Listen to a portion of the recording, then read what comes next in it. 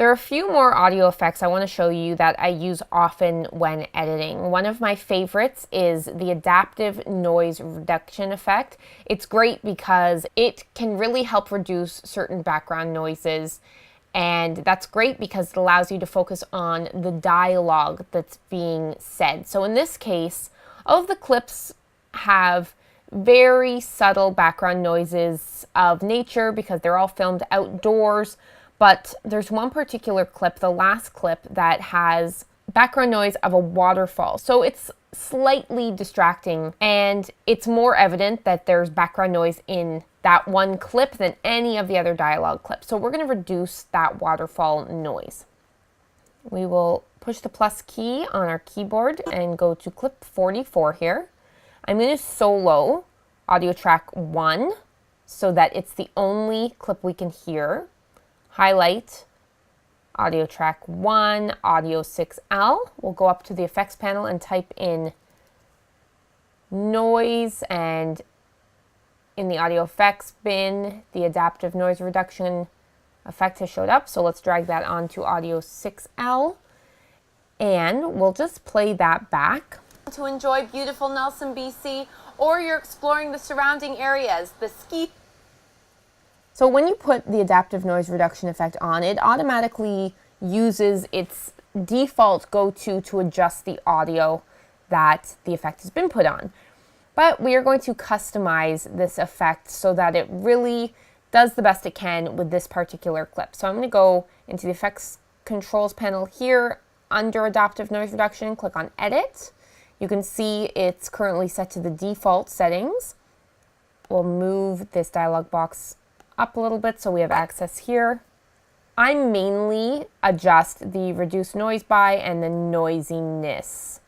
Let's play this through and to enjoy beautiful Nelson, BC, or you're exploring the surrounding areas.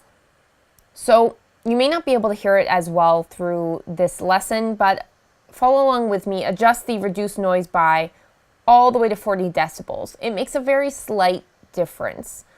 Let's also move the noisiness all the way to 100%, and we'll play that back. Enjoy beautiful Nelson, BC, or you're exploring the surrounding areas. Okay, as you go through this, toggle on and off when you make adjustments so you can hear the difference the effect has made. So with the noisiness at 100%, it feels, you can hear in the audio that it sounds altered. It sounds like robotic. It doesn't sound great. But you can also hear that the background noise of the waterfall is very much reduced. You can't really hear it at all. 100% for noisiness is too far. Let's bring it down to 60% and play that back. In town to enjoy beautiful Nelson, BC, or you're exploring the surrounding areas. Okay, I've pushed the spacebar to pause that. That sounds pretty good. We will keep adaptive noise reduction with the reduced noise by 40% and the noisiness at 60%. Let's close this dialog box. I'm going to go into the effects control, highlight the effect, push Command C on the keyboard, highlight the A2 track because this is a stereo track.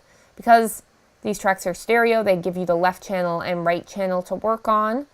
And I'm going to Command V, paste the effect with the customization we did on the other side on A2. Let's go into edit just to make sure. Yep. Okay. So we'll unsolo that. Another couple of audio effects that I want to show you that I love. They're great to have in your arsenal because in certain cases you'll definitely need to use them. So one of them is called the de-esser audio effect. If you have someone speaking and they're very SC or slightly speak with a lisp even, when you use the de-esser effect, it reduces that SC sound. So let's go into the effects and type in de-esser. So it's right here. We'll drag that down onto the first audio clip, the audio 1L on A1 track. And we will play that back. Welcome to beautiful Nelson, British Columbia, where people come for a visit and end up buying a home. We'll go into the effect controls on the right here where it says de-esser and click edit. This place offers everything from incredible ski and snowboarding hills to the best local beer you're ever going to try. Let's go explore. And we'll keep it at about -40 right now because in this particular clip, the host isn't overly SE. But what you would want to do if you did have dialogue where the S sound is really standing out, you would use de-esser and you would adjust the threshold until it sounded less SE. So I'm going to close that dialog box and delete the de-esser. Another audio effect that definitely comes in handy in certain audio situations is de-hummer. There we go. I'll put this again on audio 1L. This is great for removing background hum noises. Let's go into edit. What you would do is Best local beer you're ever going to try. Let's go explore this beautiful hidden gem.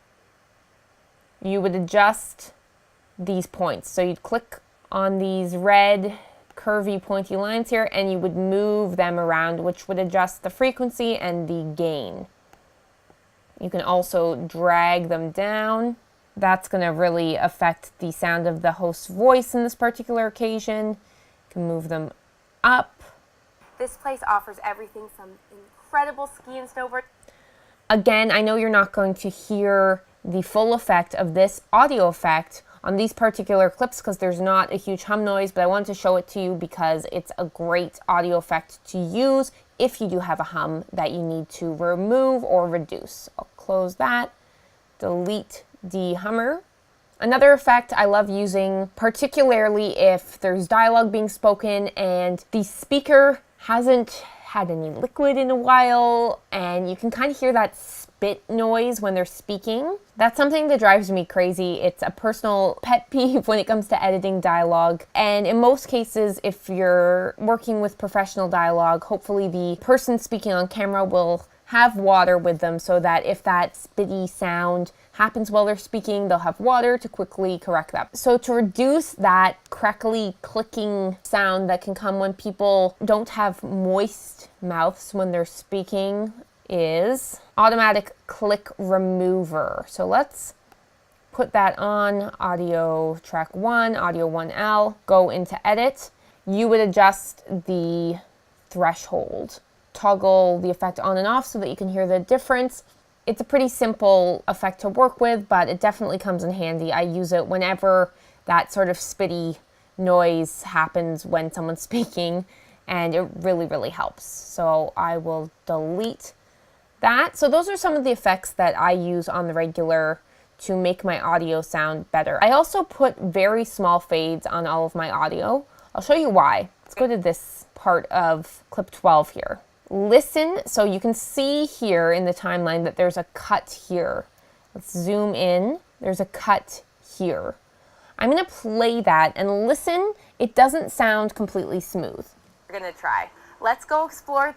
You can hear that the host breathes and you can hear that it's a cut. So with my cursor in between that cut, I push Command-Shift-D and that creates crossfades on the audio. Let's drag those crossfades as small as we can.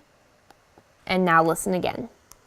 Let's see when you put the fade, the cut in the audio is much less noticeable. You can also go to the crossfade, hold down Shift on your keyboard, and then drag out one side of that fade. So that works for this clip. I'm going to hold down Shift and drag out the audio fade on audio track 2 as well.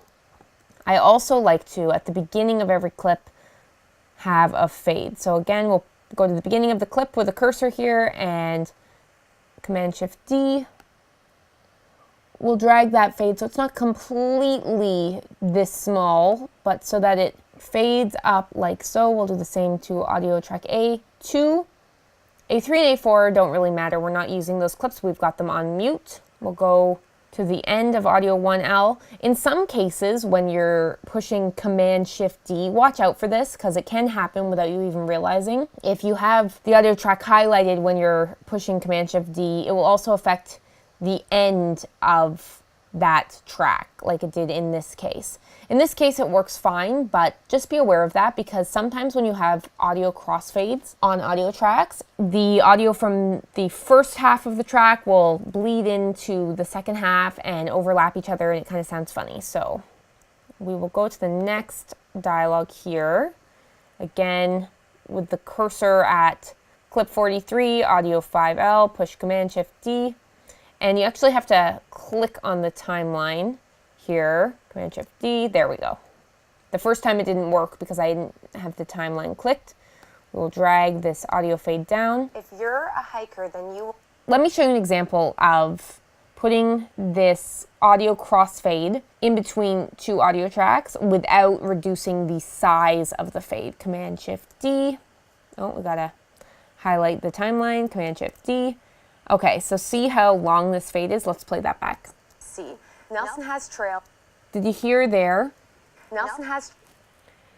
This audio is fading into this audio and vice versa. So they're overlapping a bit. That's why it's important to adjust the audio fade for each clip to make sure that doesn't happen. Nelson has trails. So we're going to do this for each cut in audio. And you don't want to leave the fade, as you can see here at the end of clip 42, audio 4L. You don't want to leave the fade going over the waveform where the host is still speaking here, because that basically just reduces the volume and fades out. So you won't be able to hear what the host is saying as well. So you want to drag it to the right where the host has finished what she's saying. You can follow along with me.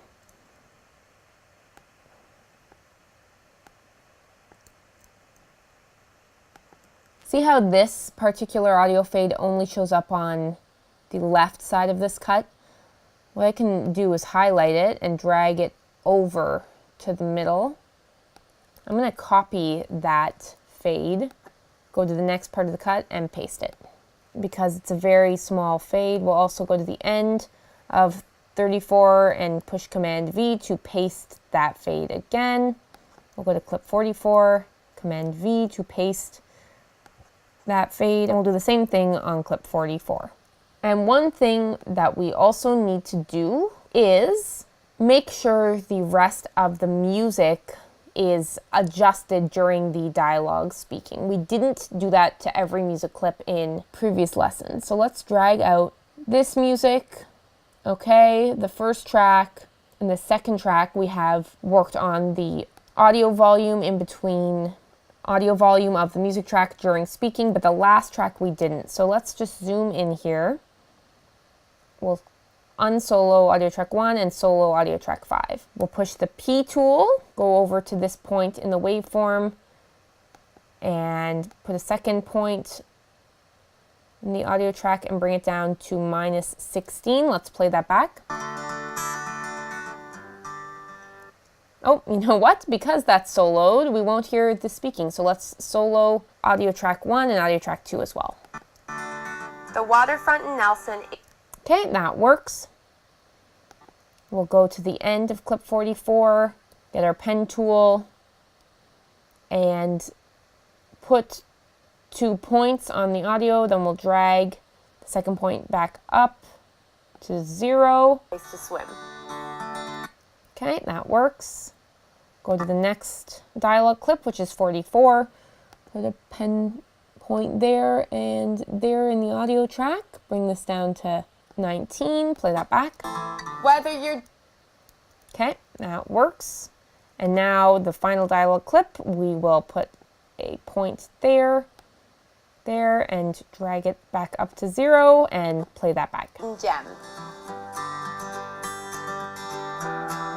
Great, and we'll also go to the end of this audio, end of this song, push Command-Shift-D to create a fade. We're going to add a logo in the next lesson to clip 29, and when we do, we will adjust the length of this final song. The next thing we want to do is click on audio track 5, push copy, highlight audio track 6, and push paste attributes. We'll go down to audio attributes, push volume, channel, volume, and panner, and push OK. Let's confirm. Yep, that has copied the effects we just made on audio track 5 onto audio track 6. That's great. So we will now push the 3 tracks that were soloed and unsolo them, and we'll keep audio 3 and audio 4 muted because those were the backup dialogue tracks. Great, so we will see you in the next lesson where we are going to be working with a logo in this video.